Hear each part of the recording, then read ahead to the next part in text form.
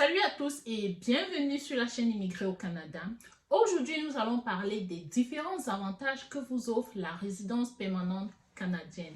Et aussi, savez-vous que vous pouvez perdre votre résidence permanente canadienne si vous ne respectez pas certaines règles? Restez scotchés et suivez-moi jusqu'à la fin de la vidéo parce que vous allez gagner des informations que vous ne saviez pas. Je vais commencer par dire un gros coucou à tous les abonnés de la chaîne. Merci à tous ceux qui se sont abonnés. Un gros merci et bonne année à vous.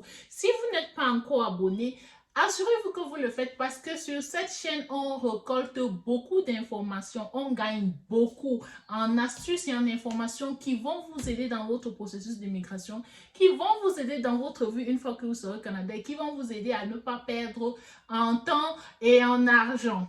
Sans plus tarder, passons à l'objectif de la vidéo du jour. C'est quoi l'objectif de cette vidéo? L'objectif de cette vidéo est tout simplement de vous donner tous les avantages que vous gagnez quand vous avez une résidence permanente canadienne. Quand vous venez au Canada en tant que résident permanent, il est à noter que ces avantages, c'est juste pour ceux qui viennent comme résidents permanents, pas pour ceux qui viennent comme travailleurs ou comme étudiants. Venir comme résident permanent est vraiment la meilleure chose que vous pouvez faire. C'est vraiment la meilleure option, bien que parfois elle peut être plus coûteuse que les autres. Elle est la meilleure option. Premier avantage, les soins de santé. Nous savons tous que les soins de santé peuvent être vraiment coûteux dans nos différents pays et surtout dans un pays développé comme le Canada, c'est vraiment coûteux. Et quand vous êtes au Canada, le gouvernement prend en charge ces soins-là pour vous, quelle que soit votre classe sociale. Moi, par exemple, j'ai accouché au Canada sans avoir à payer un centime et j'ai eu mon dernier enfant par césarienne, mais j'ai rien payé parce que tout est pris en charge par le gouvernement. Donc, c'est vraiment un avantage vraiment considérable, surtout quand on réalise à quel point certaines situations peuvent nous coûter de l'argent quand il s'agit de la santé. J'ai eu un séjour à l'hôpital avec l'un de mes enfants qui a coûté presque 100 000 $. Vous imaginez, s'il avait fallu que je paye cela de ma poche, ça aurait été la catastrophe. Donc, c'est vraiment un avantage important. Passons au deuxième avantage. Le deuxième avantage, l'accès à une éducation de qualité. Quand vous êtes résident permanent canadien, vous ou alors vos enfants vont faire leurs études jusqu'à avoir l'équivalent du baccalauréat, jusqu'à avoir leur baccalauréat, jusqu'à ce qu'ils soient prêts à aller à l'université sans avoir à payer. Et parfois même le bus, vous ne payez même pas le bus, même le transport de l'enfant pour l'école, vous ne payez pas. C'est vrai que l'université devient chère, mais même à l'université, vous avez souvent des frais qui sont supportés par le gouvernement. Si vous pouvez, par exemple, vous demandez l'assistance du gouvernement, ce que beaucoup d'immigrants font quand ils arrivent ici en tant que résidents permanents, ils vont faire un prêt à la banque et ensuite ils le remboursent quand ils commencent à travailler. C'est vraiment des avantages importants, c'est vraiment des avantages super que vous pouvez avoir en tant que résident permanent. Donc, vous ne devez pas perdre ces résidences. Je vais expliquer ce qui peut vous faire perdre cette résidence dans la suite. Donc, passons à l'avantage suivant. Avec la résidence permanente canadienne, vous avez le droit de vivre, de travailler, d'étudier où que ce soit que vous voulez au Canada, ce qui est un avantage énorme. Vous n'êtes pas fermé par un permis ou par exemple quand vous avez un permis de travail fermé où vous devez rester à un certain endroit. Non, vous pouvez vous déplacer comme vous voulez. Si vous réalisez que vous ne vous plaisez pas dans une province, vous avez le droit de vous déplacer et d'aller tenter votre chance ailleurs. Vous avez en fait les mêmes droits qu'un citoyen canadien, à part que vous ne pouvez pas voter. Un autre avantage que vous avez en tant que résident permanent canadien et au niveau des différentes aides que vous pouvez recevoir du gouvernement. Si vous êtes au chômage, par exemple, vous pouvez toucher le chômage.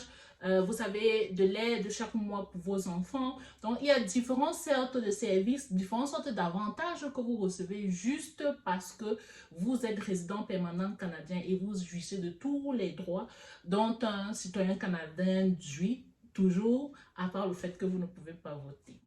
Un autre avantage de la résidence permanente canadienne est que vous pouvez en fait commencer votre propre business au Canada. Vous pouvez décider de créer votre propre entreprise. Beaucoup l'ont fait. Je connais beaucoup qui l'ont fait. Mon mari, en fait, aussi a créé son entreprise. Donc, vous pouvez décider de créer votre propre entreprise au Canada et vous travaillez à votre propre compte. Et comme ça ne suffisait pas, en fait, le gouvernement peut même vous aider quand vous avez une start-up comme ça, quand vous avez votre entreprise que vous créez. Vous pouvez recevoir de l'aide du gouvernement, vous pouvez appliquer pour certaines aides, faire des demandes pour certaines aides du gouvernement. Et le gouvernement vous aidera à développer votre propre entreprise. À la fin, vous pouvez vous trouver embaucher des gens. Donc, c'est vraiment un avantage super de la résidence permanente canadienne. Un avantage non négligeable de la résidence permanente canadienne, c'est quoi? C'est le fait que vous pouvez devenir citoyen canadien. En fait, quand vous avez la résidence permanente canadienne, après 3 ans de résidence, vous pouvez décider, si vous avez vécu dans le pays, bien sûr, pendant ces 3 ans, vous pouvez décider de faire une demande pour devenir citoyen canadien. C'est votre choix. La carte de résidence permanente, elle est de 5 ans. Mais après 3 ans, vous pouvez décider de faire une demande pour devenir citoyen canadien. Et si vous ne le désirez pas, bien sûr, si vous ne désirez pas devenir citoyen canadien, vous pouvez décider d'étendre votre carte de résidence permanente. Donc, une fois que votre résidence permanente, vos premiers 5 ans expirent, vous pouvez décider de faire une demande pour avoir 5 ans supplémentaires et ainsi de suite. Mais il y a l'option de devenir résident permanent, de devenir citoyen canadien. Il y a l'option de devenir citoyen canadien où vous n'auriez plus à faire une demande, vous n'aurez plus à déposer quelques demandes que ce soit et vous allez vivre dans le pays comme un citoyen. Bien sûr, dans certains pays, comme par exemple le Cameroun, si vous devenez citoyen canadien, vous payez votre nationalité camerounaise. Il y a certains pays comme ça. C'est donc à vous de choisir si vous voulez garder votre nationalité ou si vous voulez devenir citoyen canadien. Passons donc maintenant à ce qui peut vous faire perdre votre résidence permanente canadienne. En fait, la résidence permanente canadienne, quelque chose que quand vous l'obtenez, c'est vraiment difficile de vous en débarrasser. En fait, c'est ce que je veux dire. C'est vraiment difficile de vous débarrasser de la résidence permanente canadienne. Mais quand vous êtes résident permanent, si vous commettez un délit dans le pays, et quand je dis délit, vous n'avez pas besoin d'être un malfrat pour perdre cette résidence permanente canadienne. Si vous commettez un délit comme par exemple, si vous buvez, vous allez chez des amis, c'est très commun dans la communauté africaine, vous allez chez des amis, vous êtes prenez à boire. Si vous buvez et qu'en rentrant, la police vous prend et quand on dit que vous buviez en conduisant, vous conduisez ivre, on se rend compte que vous conduisez ivre, vous pouvez perdre votre résidence permanente canadienne. Donc, faites attention. Ne faites pas d'erreur. Ne vous dites pas non, c'est qu'un verre, ça va aller et tout et tout. Faites attention, ne perdez pas votre résidence à cause de ce genre d'erreurs qui peut vous coûter cher. Bien sûr, vous pouvez aussi décider de renoncer à la résidence permanente canadienne, mais normalement, la résidence permanente canadienne, quand on l'obtient, c'est très difficile de s'en débarrasser. Donc, c'est tout pour cette vidéo. Merci de l'avoir suivi. Rassurez-vous que vous vous abonnez, likez, abonnez-vous, activez la cloche de notification et on se retrouve dans notre prochaine vidéo pour un autre stock d'informations.